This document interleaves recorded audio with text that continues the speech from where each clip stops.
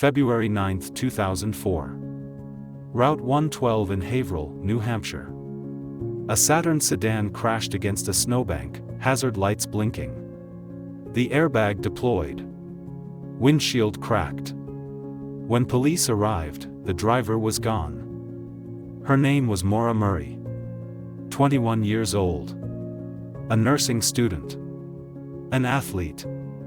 She vanished without a trace. No footprints. No body.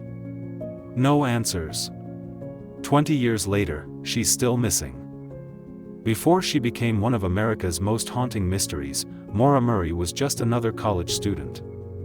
Born in 1982, she grew up in Hanson, Massachusetts, the fourth of 5 children. She was a star runner in high school. Fast. Determined. In 2001, she enrolled at UMass Amherst, majoring in nursing. Top of her class. But behind that smile, Maura was struggling. She'd been caught using a stolen credit card. Her father was disappointed but supportive. She was in a rocky long-distance relationship with her boyfriend Billy, stationed in Oklahoma. They fought constantly. By early February 2004, the pressure was building. And then, she disappeared. To understand what happened, we need to rewind. The weekend of February 5 through 8, 2004. Maura's father Fred visited her. They went car shopping. Her Saturn was old, unreliable. Nothing seemed wrong. But then something strange happened. Late Saturday night, Maura crashed her father's Toyota. She struck a guardrail, causing nearly $10,000 in damage. She couldn't explain how it happened. Then at 4:49 a.m., a phone call was made from Fred's cell phone to Billy in Oklahoma. No one knows who made that call. Or what was said. Fred says he didn't make it. Maura never mentioned it. Billy doesn't remember it. But the phone records don't lie. That call happened. Was someone else involved? Was Maura in trouble? We'll never know. Monday, February 9, 2004. The last day anyone would see Maura Murray. Between 1 o'clock and 2 p.m., she emailed her professors. There had been a death in the family. She needed to be away for a week. But there was no death. No one had died. It was a lie. She packed clothes, toiletries, even her nursing textbooks. Around 3:15 p.m., she withdrew $280 from an ATM. Then she bought vodka, Bailey's, Kahlua, and boxed wine. $60 worth of alcohol. She filled up her gas tank. Around 4 p.m., Maura drove away from UMass in her black Saturn. She headed north toward New Hampshire. Toward the White Mountains. Her friends thought she'd be back in days. Her family had no idea she'd left. Her boyfriend was 1,000 miles away. Maura was completely alone. And in just a few hours, she would vanish. Route 112 in Haverhill, New Hampshire. A narrow, winding mountain road. At night, in winter, it's dark. Isolated. Dangerous. At 7:27 p.m., Faith Westman heard a loud thump outside her home. She saw a car against the snowbank. Headlights on. Hazard lights blinking. She called 911. Maura's Saturn had slid off the road. Front end damaged. Windshield cracked. Both airbags deployed. But the damage wasn't severe. This was a slide-off, common on icy roads. 7 minutes after the crash, bus driver Butch Atwood saw the Saturn and pulled over. He saw a young woman near the car. Shaken but not injured. Dark jacket. Butch asked if she needed help. Maura said no. She'd already called AAA. She was fine. Just needed a tow truck. Butch was skeptical. There was no cell signal there. But the woman seemed eager for him to leave. Butch drove to his house, 100 yards away. He called 911 at 7:43 p.m. At 7:46 p.m., police arrived. The Saturn was still there. Doors locked. Engine cold. But Maura Murray was gone. She had vanished into the darkness. Officer Cecil Smith was first to arrive. Through the windows, he saw Maura's belongings. A backpack. Her cell phone. Maps. And alcohol. Open wine. Spilled vodka. The doors were locked. He searched for footprints. The snow was trampled near the car, but beyond that, nothing. No trail into the woods. No footprints down the road. Within an hour, more officers arrived with a tracking dog. The dog tracked her scent 100 feet down the road, heading east. Then the trail went cold. Just stopped. As if she'd vanished. Or gotten into a vehicle. By morning, helicopters searched from above. Ground teams combed the woods. Volunteers checked ditches, bridges, abandoned buildings. They found nothing. Her family rushed to New Hampshire. Her father Fred arrived first, desperate. Her siblings came. Billy flew in from Oklahoma. They made posters. They searched. They pleaded. But Maura Murray had simply disappeared. No body. No clues. No witnesses except Butch Atwood, the last person to see her alive. Or was he? Days after Maura disappeared, police got a tip. A local contractor came forward. On the night of February 9th, between 8 o'clock and 8:30 p.m., he was driving on Route 112, 4 to 5 miles east of the crash site. He saw a young person moving quickly eastbound along the road. Couldn't tell if it was male or female. Dark clothing. In a hurry. Could this have been Maura? The timeline fits. The location makes sense. She could have walked that distance. But this witness didn't come forward immediately. It took days. His memory could be faulty. He couldn't positively identify the person. If this was Maura, where was she going? Walking toward something? Toward someone? Or running away? The contractor never saw her again. No one else reported seeing anyone matching her description. Whoever that person was disappeared into the night. Just like Maura.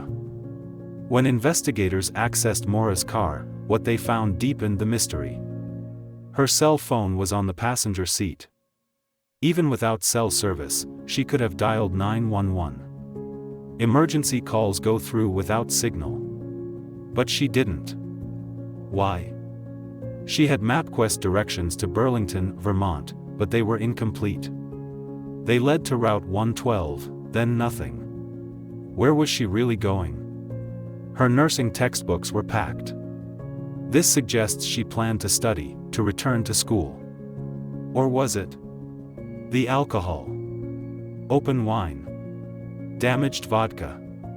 Was she drinking while driving? Was she impaired during the crash? She'd packed clothes for several days. Toiletries. Makeup. Everything for a trip. But no wallet. No debit card. Left in her dorm. Then something bizarre. A rag was stuffed in the Saturn's tailpipe. This detail haunted investigators. Why was it there? An attempt to create carbon monoxide buildup? Or just to stop the pipe from dripping? Her father said the rag had been there for weeks, for exhaust issues. But in context, it felt sinister. Every item told a story. But the stories contradicted each other. Was this planned or impulsive? Running toward something or away? Was she alone, or was someone waiting? The car had all the evidence. But none of the answers. In the days and weeks following Maura's disappearance, police pieced together her final movements. Her friends said she'd been stressed. Rocky relationship. Stolen credit card incident. Her father's car crash. But nothing suggested she was suicidal or planning to vanish. Her phone records showed calls that afternoon. She called hotels and condos in Stowe, Vermont, asking about rates. But never made a reservation. Her internet history revealed searches for the Berkshires and Vermont. Scenic mountain areas. Places to get away. But why? A solo trip to clear her head? Or meeting someone? Her boyfriend Billy was immediately investigated. In cases like this, the partner is always a suspect. But Billy had an airtight alibi. He was in Oklahoma, 1,000 miles away. Phone records confirmed it. Her father Fred was cooperative but devastated. He blamed himself for not paying closer attention. For not asking more questions. Initially, police treated this as voluntary. They believed she'd walked away, overwhelmed by stress. She'd turn up in days. Maybe checked into a hotel under a fake name. Maybe staying with a friend. But days turned to weeks. Weeks to months.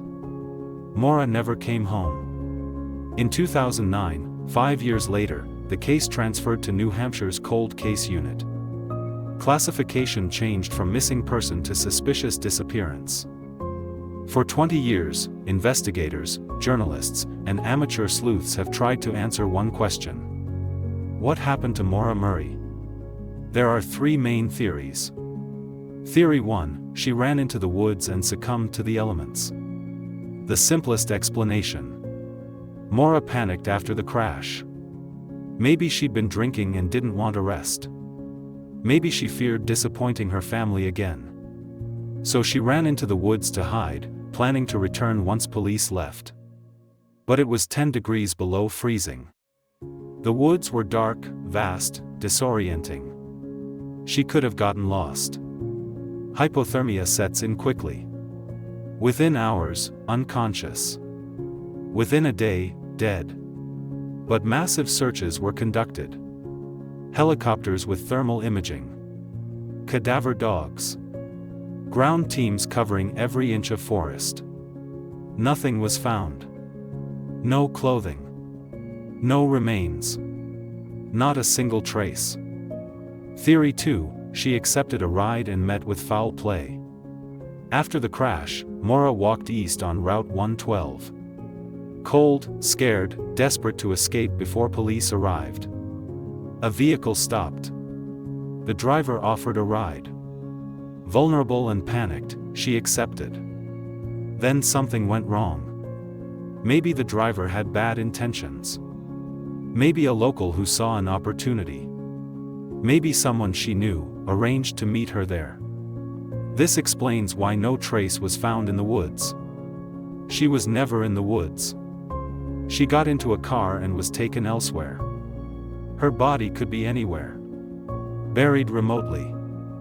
Hidden. Disposed of impossibly. This is the theory law enforcement favors. Stranger abduction. Wrong place, wrong time. A predator who saw opportunity. Theory 3, she was meeting someone, and something went wrong. The most controversial theory, but with some evidence. What if Maura's trip wasn't random?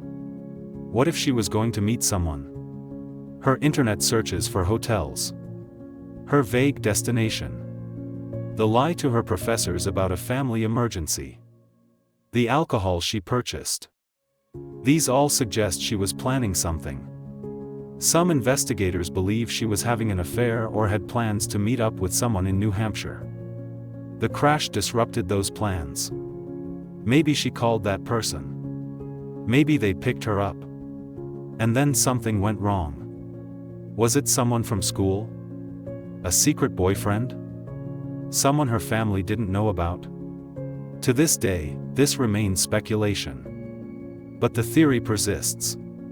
3 theories. 20 years. No answers.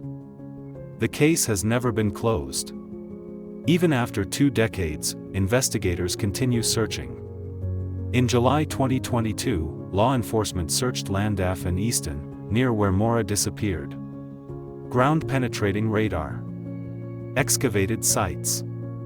Based on tips from over the years. Once again, nothing. In 2023, her family launched a billboard campaign. Dozens across New Hampshire and Massachusetts. Maura's face. Tip line number. The campaign generated new leads. People came forward with information held for years. But nothing brought investigators closer to finding Maura.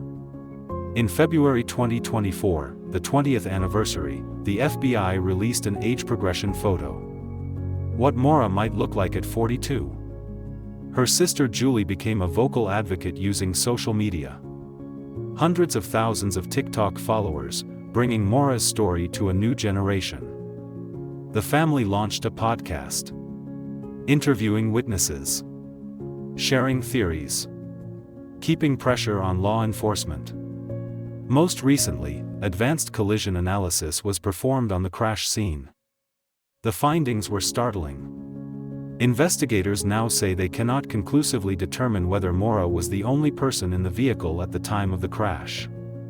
The damage patterns suggest the possibility of another occupant.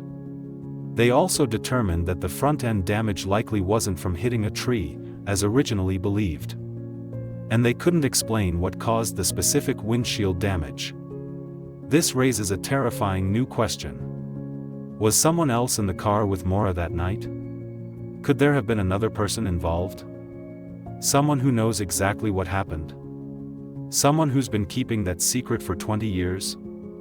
Route 112 in Haverhill, New Hampshire looks different now than that cold February night in 2004. The trees have grown. The seasons have changed. Life has moved on. But the mystery hasn't. Maura Murray would be 42 years old today. She could be a nurse. Maybe a mother. Maybe living a quiet life somewhere, doing the work she trained for, helping people, making a difference. But she never got that chance. Instead, she's frozen in time. Forever 21. Forever missing. Forever a mystery. If you have any information about the disappearance of Maura Murray, please contact the New Hampshire Cold Case Unit. Even the smallest detail could be the key to solving this case. Somewhere out there, someone knows what happened. Someone saw something. Someone has the answer. Until that day comes, Maura Murray remains one of the most baffling disappearances in American history.